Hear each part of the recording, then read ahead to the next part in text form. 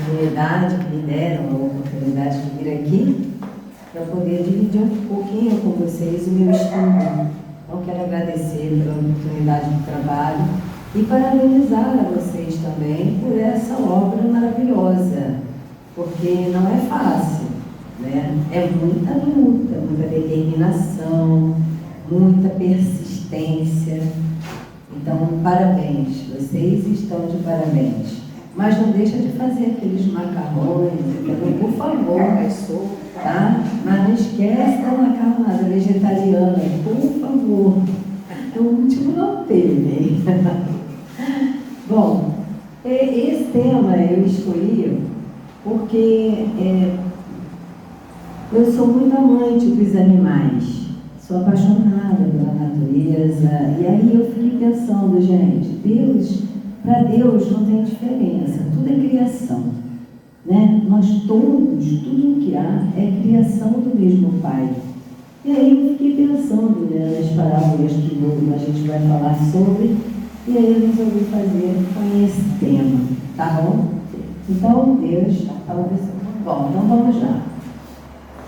A gente vai usar 3 parábolas. A parábola da ovelha perdida, a parábola da mulher que perde a dracma e a parábola do filho pródigo. Bom, só para a gente lembrar, então, a parábola da ovelha perdida é falando sobre essas coisas, quando você é pastor, né, pastor de ovelhas, ou pastor de pessoas, ou chefe de família, e uma ovelha se perde, então Deus questiona: se você tivesse 100 ovelhas, uma delas se perdesse, você não deixaria as 99 em segurança e sairia atrás daquela que se perdeu? Então, se nós, seres humanos, faríamos isso, que dirá o nosso Pai? Ele não vai deixar nenhuma ovelha perdida. Ele vai dar um jeito de mandar a gente atrás da gente para poder trazer a gente de volta. Então, se você tem essa coisa do desvio do caminho, sempre tem a possibilidade de retornar. Então, se ele se preocupa com as ovelhas, né, e nós somos as suas ovelhas, o que dirá nós? Né? O que diramos de nós? Bom, a segunda é a parábola da dracma perdida. Depois eu vou falar um pouquinho sobre o que é essa dracma e por que ela acabou virando parábola. Essa parábola fala de uma mulher que perdeu uma dracma do colar. Depois eu vou explicar o que é esse colar.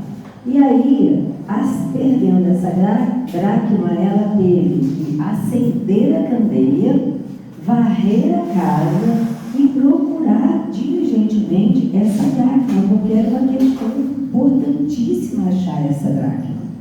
Né? E aí, quando ela tiver, a orientação era essa: quando você encontrar essa dracma, então seja feliz, regozija-te por ter encontrado, comemore por ter encontrado essa dracma, tá? E ela faz isso diligentemente. Ela acende a sua candeia, porque não tinha luz elétrica naquela época, e ela vai varrer a casa toda até encontrar a tal da dracma perdida. O que significa esse colar de dracmas? Dracma era um dinheiro de antigamente, né? Até ficou em vigor até muito antigamente assim. Me parece que esse dinheiro ainda valeu até algum tempo. Era um colar de noivado. É como se fosse o nosso anel de noivado. Então o seu noivo te dá um anel de noivado maravilhoso. Ele economizou, juntou dinheiro, comprou, aí você vai e perde. Fica muito chato, né? Só que naquela época a coisa era muito pior, porque ela perdendo, porque isso fazia parte da roupa dela, da indumentária do casamento. E se tivesse faltando uma dracma, ela não poderia se ornamentar com esse colar. E isso era uma coisa muito grave, podia inclusive perder o casamento por causa disso. Olha a situação. Casamento não era tão fácil assim, né, gente? Até hoje não é complicado. Bom, e às vezes as mulheres casadas usavam isso na cabeça, como uma grinalda. Uma dracma, de acordo com uma pesquisa, era suficiente para a sobrevivência de um cidadão, meio dracma. A mulher recebia um cordão com 10 dracmas. Olha como o negócio era caro. Era um noivo, tinha que juntar muito dinheiro para poder fazer esse presente, né, para essa noiva. E aí, agora passando, né? Então, só que a gente já entendeu como é que era a história da dracma, vamos passar aqui para a história do filho pródigo. Acho que a maioria deve conhecer a parábola do filho pródigo. O homem tinha 2 filhos, ele era um rico, fazendeiro, criador de bichos e tudo. E um dos filhos dele, o mais novo, disse: pai, me dá a minha parte na minha herança, porque eu quero sair pelo mundo, eu quero conhecer o mundo. E isso era extremamente ofensivo naquela época. O filho pedir uma parte, a sua parte da herança de um pai vivo, era uma ofensa muito grande. Mas o pai não discutiu, ele disse: tudo bem, é seu direito. Vendeu lá o que tinha que vender, pegou o dinheiro, não sei das contas, deu a parte do filho. E esse filho foi, então, viver a vida dele. Foi viver a vida dele, foi ter experiências, conhecer o mundo, foi aprender de uma maneira diferente da do outro irmão que ficou junto com o pai, tá? E aí, só que nessa história toda é assim, né? Quando tem muito dinheiro, tem muitos amigos, e ele gastou o dinheiro todo, acabou trabalhando para poder se sustentar, vivendo junto com os porcos e tudo. E ele passou fome, e depois ele chegou num momento que ele disse: poxa vida, até os empregados do meu pai têm uma vida mais digna do que a minha. O que eu estou fazendo aqui? Né? Poxa, eu tenho um pai que me ama, uma casa, o que eu estou fazendo aqui? E ele resolve voltar então para casa e se desculpar com esse pai. Dizer: pai, me perdoa, né? Eu saí, não foi legal. Bom, ele voltou, pediu ao pai que o recebesse de volta, não como filho, mas como um empregado qualquer, porque ele entendia que o que ele tinha feito era muito grave.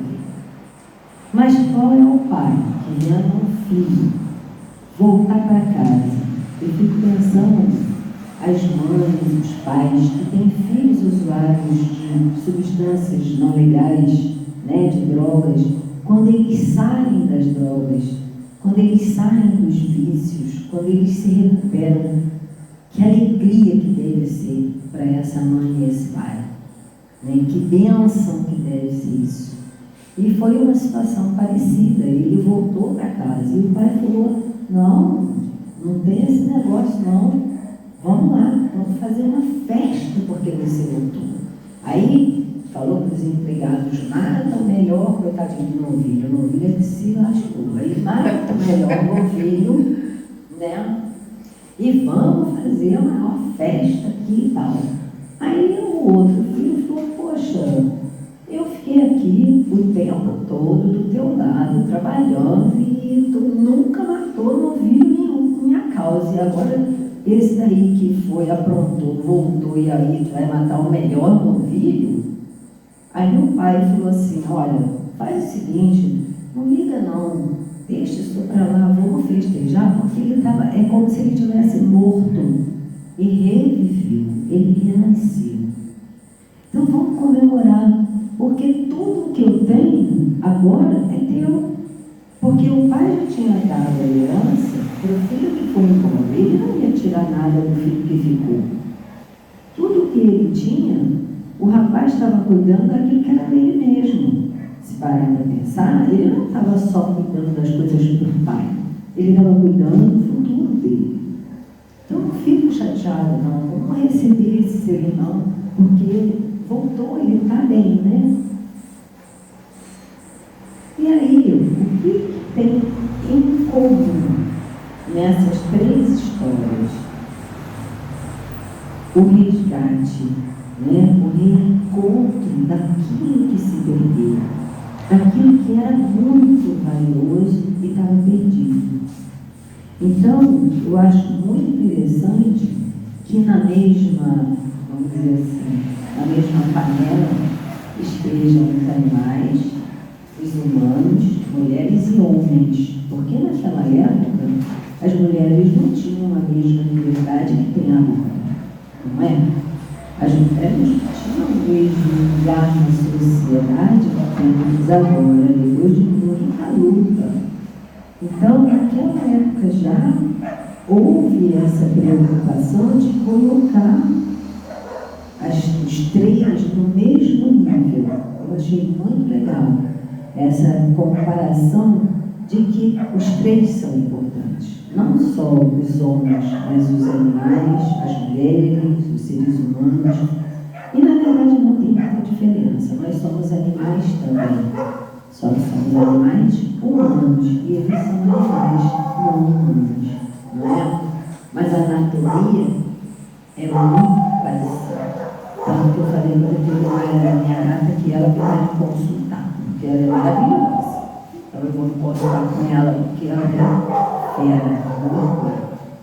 Bom, e aí eu questiono, será que foi por acaso que foi colocado, né, uma mulher, um homem, um animal? Eu penso que não.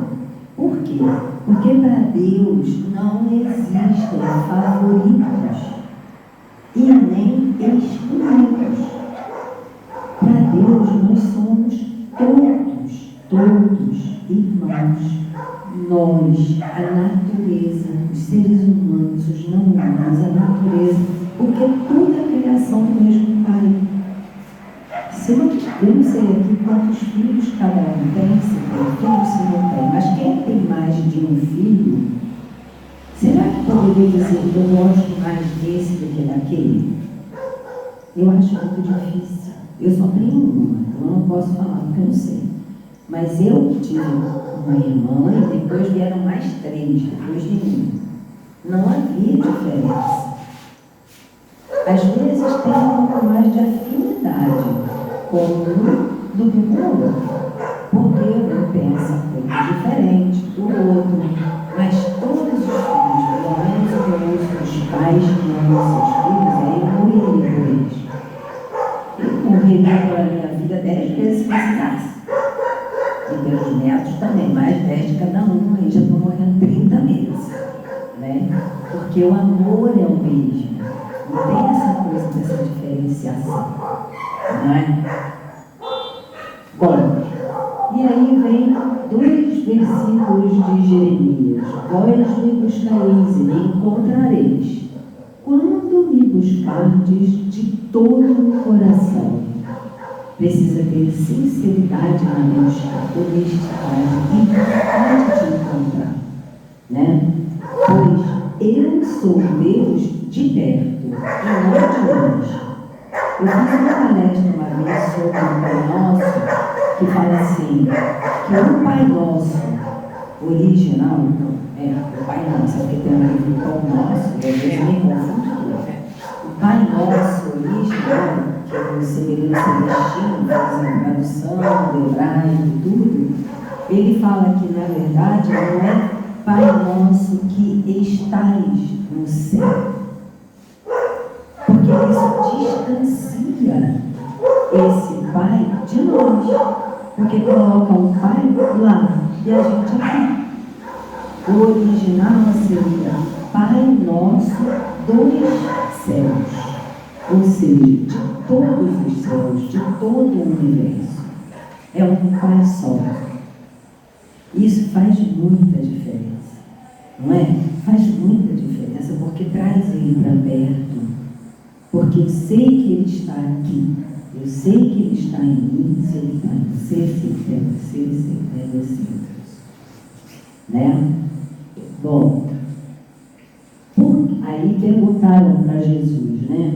Por que eles falam por parábolas? Aí a resposta: falo-lhes por parábolas porque vendo não veem e ouvindo não escutam e não compreendem. Isso está em Mateus 3, avisa de 10 a 5. As verdades precisam ser reveladas aos poucos, porque precisa de maturidade. Quantas vezes não já aconteceu com a gente de ouvir um negócio e aquilo não faz o menor sentido? Aí no outro dia alguém fala assim, nossa, mas é isso? Caramba, fulano já me falou isso há 3 anos, nossa, agora eu estou entendendo. Porque precisa de maturidade para entender. Precisa de estar atento e desperto. Bom, eu não sei como é que eu vou fazer para saber a hora. Por enquanto a gente fala. Tá, olha a visão. Bom, na parábola da ovelha e da dracma, elas se perderam. A ovelha se 10 perde. para 8. 10 para 8.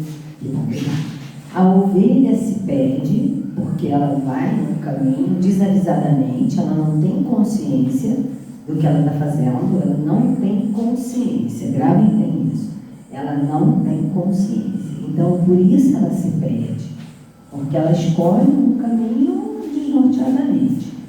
A dracma também se perde porque caiu, não foi de propósito, a moça não jogou fora, ela se perdeu. E, no entanto, depois a gente vai falar do filho pródigo. A dracma, ela não tem vontade própria, mas ela é controlada por outra pessoa. E essa pessoa, por um descuido, por não estar atenta, acabou não cuidando da dracma direito. Às vezes pode ser comparado com um filho, que às vezes não está numa família muito estruturada e esse filho não foi bem orientado. Então ele às vezes se perde porque ele não teve um amparo da família, né? Então a gente vai juntando pontos por aí. O filho pródigo é diferente. Ele escolheu, ele quis sair. É diferente das outras duas. Um se perdeu porque não tem consciência, o outro que não teve orientação, e esse não, ele tinha orientação e tudo, mas ele escolheu. Ou seja, ele usou o quê? O livre-arbítrio dele. Tá? E foi fazer o caminho. Todos nós usamos, né, o nosso livre-arbítrio para fazer nossos aprendizados, para poder a gente sair por aí, aprender, trazer novos aprendizados e evoluir. Bom, no caso do filho pródigo, Deus orienta o quê? Aguarda. Porque você chama por alguém que não quer te ouvir, que quer outra coisa, é muito difícil. Às vezes a pessoa acaba se afastando mais até por pirraça. Então deixa aí, aprender, e ele um dia volta. Se não for nessa vida, vai ser na outra, mas ele volta. Tá?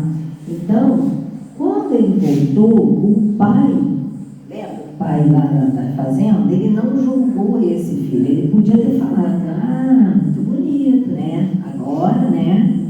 Não. O que ele fez? Ficou super feliz, deu uma mega festa para comemorar o retorno desse filho, tá?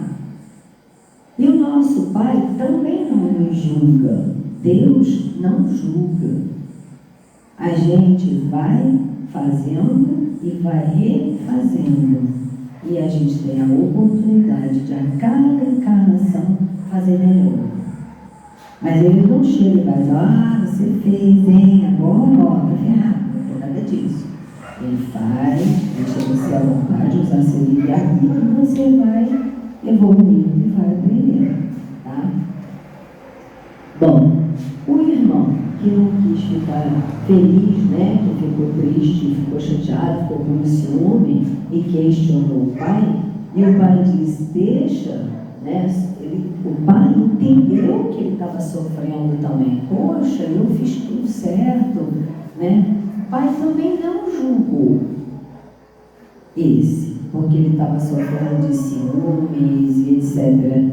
O pai também não julgou, ele só disse, tudo que é meu é teu. Então, vamos ficar felizes.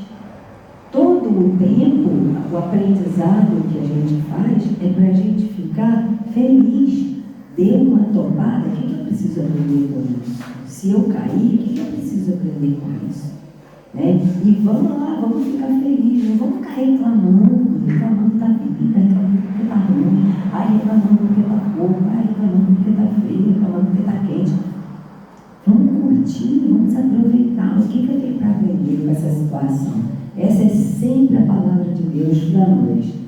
E quando ele fala disso, o amor desse pai iguala todo mundo, porque todo mundo tem o direito de crescer e aprender. Então, aquele pai lá da fazenda, ele tinha essa noção, e é isso que o nosso pai quer da gente, que a gente tenha as nossas próprias experiências no sentido de aprender. Bom, na parábola da ovelha e do filho pródigo, ela vem simbolizando todos os recursos que o nosso Criador movimenta, mobiliza para nos ajudar.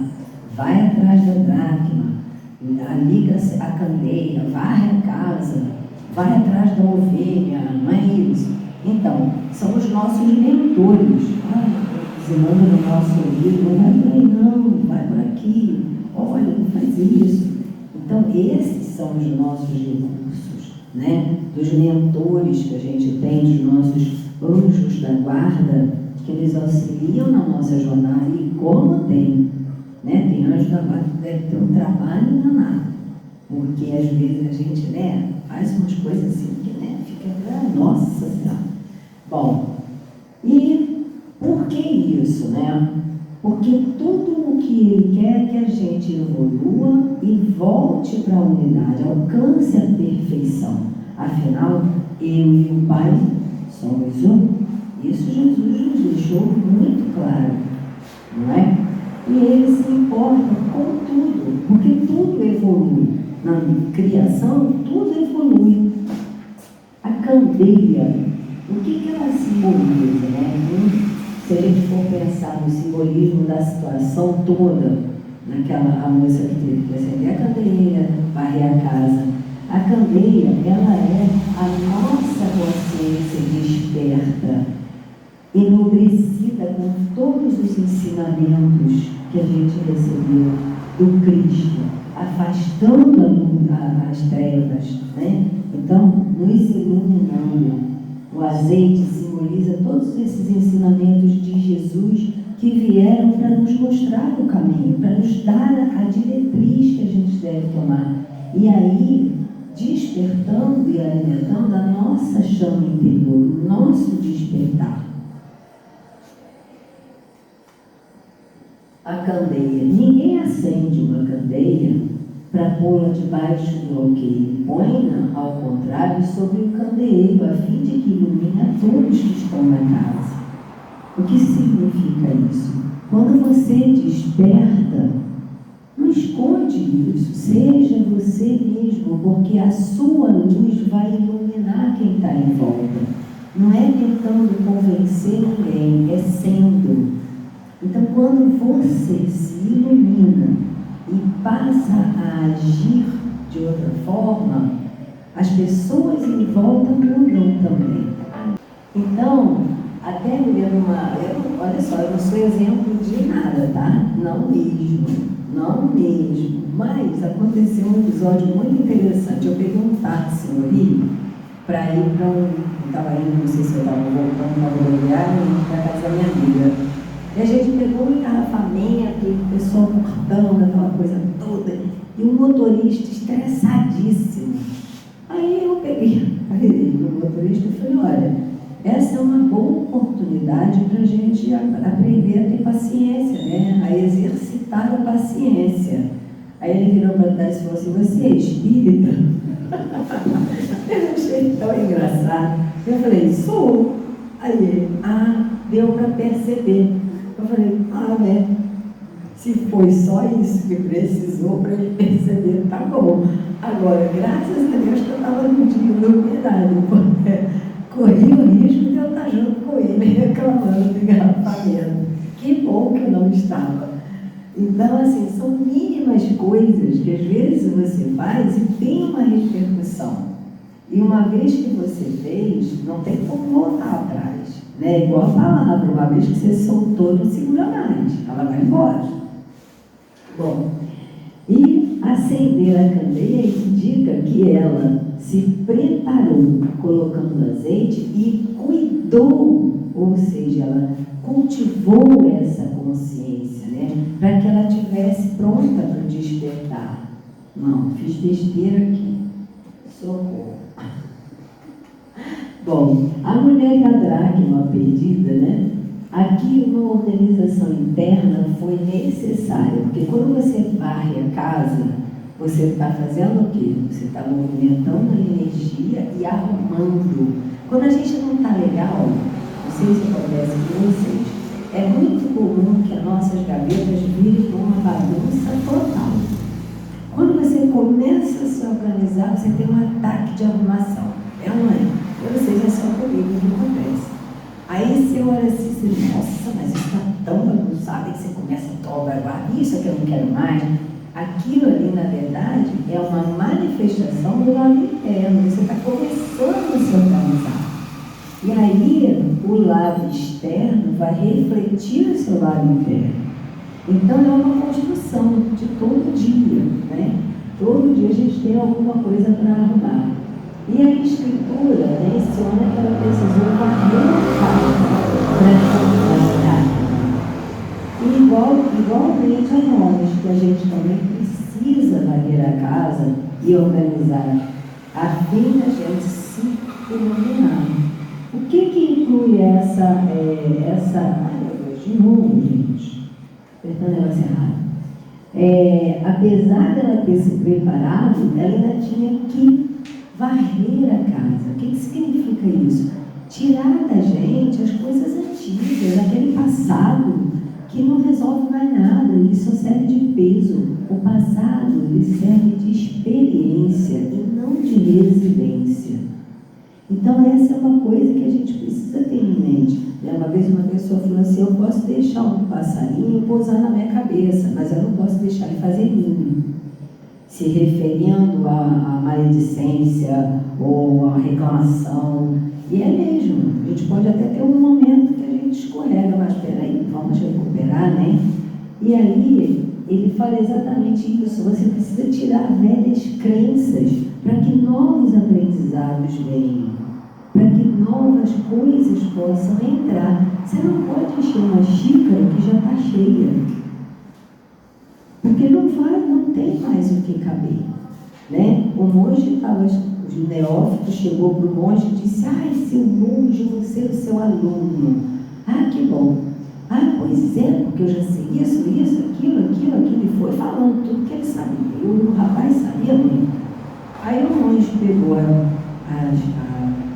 chaleirinha e foi botando chá na xícara, foi botando, e o negócio foi tornando.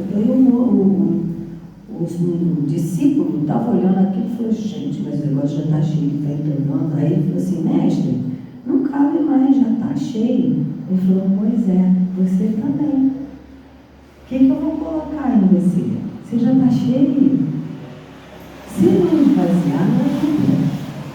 Então a gente às vezes precisa abrir mão de coisas antigas para que as novas venham em todos os sentidos da nossa vida. Tá?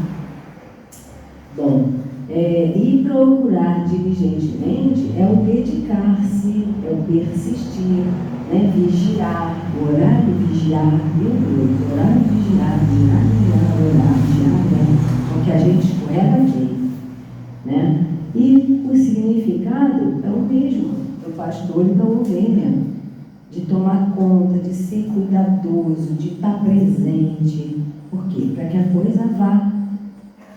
Bom, o colar de dracmas a gente já falou mais ou menos, né? Que é um presente que tem valor emocional. Faltando, ela não ia nem poder sair de casa. O colar, ele representava valores, costumes, conceitos, e ela perdeu dentro de casa. O que isso significa? A nossa família. A gente tem que receber o que os pais têm para nos dar.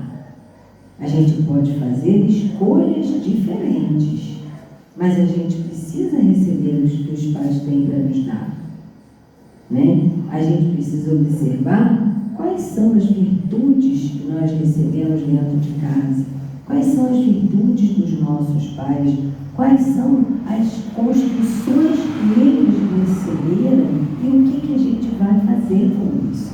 Tem uma frase que está muito na moda que é: não é o que fizeram a você, é o que você faz com o que te fizeram. E é uma grande verdade. Não adianta a gente dizer: ah, mas é porque meu pai, ah, mas é porque a minha mãe. Não, era seu pai, era sua mãe. Agradeça, honre o seu pai e a sua mãe, não é um dos mandamentos? Fazendo a melhor coisa que você puder, porque com certeza eles deram aquilo que eles podiam, aquilo que era o melhor dentro da realidade deles, independente de qual for. E o que é que a gente vai fazer com isso? Isso é que faz toda a diferença, tá? Bom, deixa eu olhar para a e os amigos, amigas, festa, né? Comemorar.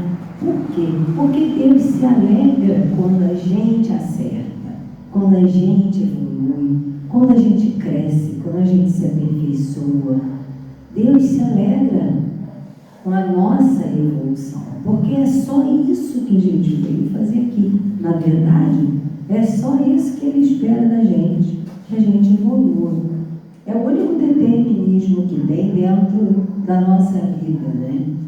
É evoluir, que seja agora, daqui a uma encarnação ou 10, a gente vai acabar evoluindo de alguma maneira. Isso a gente não escapa. Agora, se vai escolher esse caminho, aquele ou aquele, aí é para cada um, não é? Bom, não importa então em que situação que a gente esteja, Deus sempre lhe disponibiliza todos os recursos para que a gente possa ter vitórias diante das dificuldades. Às vezes a gente acha que está numa situação sem saída, de repente aparece uma solução que você nem imaginou. Então é por isso que a gente, quando ora, a gente tem que entregar e dizer: faz o que for melhor. Por quê? Porque Ele tem muito mais criatividade e recurso do que a gente. A gente às vezes fica pensando: ai, me ajuda a sair por aqui. Mas às vezes a saída não é essa, a saída é lá. Aí a gente atrasa o resultado, porque fica teimando de ir por aqui. A gente precisa ouvir, deixar o Espírito, né, divino agir na gente. Devemos ter em mente que as coisas que me acontecem, olha só, essa frase é muito legal. As coisas que me acontecem não acontecem comigo, elas acontecem para mim. Qual é o grande lance dessa frase?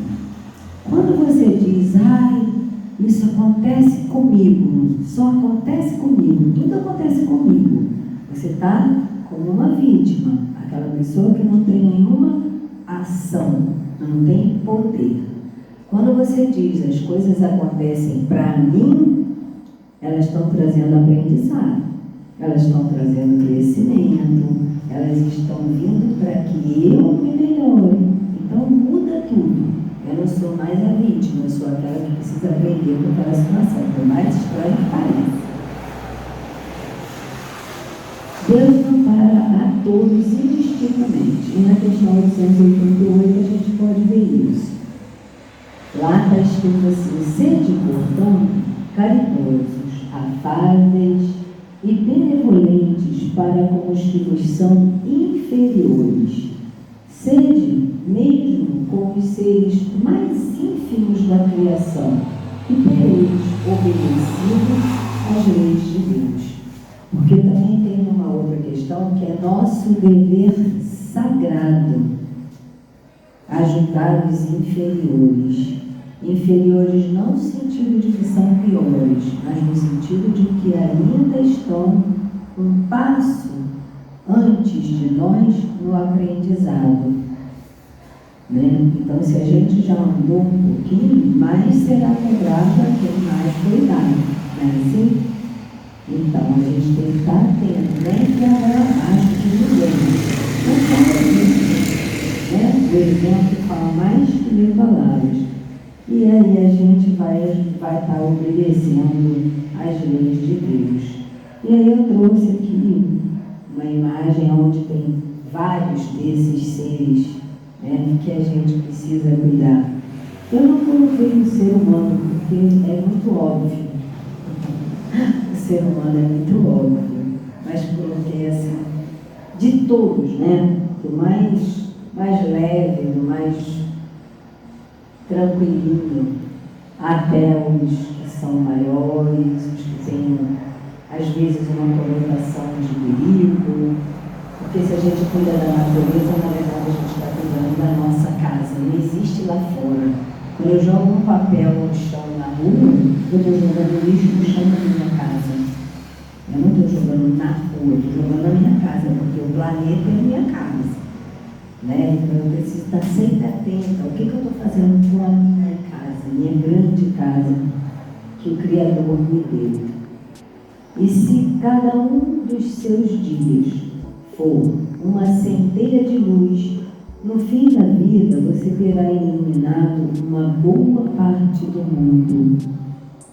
Não é bonito isso? A gente só precisa ser uma luzinha no final do nosso dia, em cada dia. Chegar à conclusão de que alguém você conseguiu levar um pouquinho de luz. Você conseguiu iluminar um pouquinho. Tá bom? Era esse o meu estudo. Eu não tenho ideia de coração. Eu agradeço a vocês a paciência, o carinho, a receptividade e a oportunidade.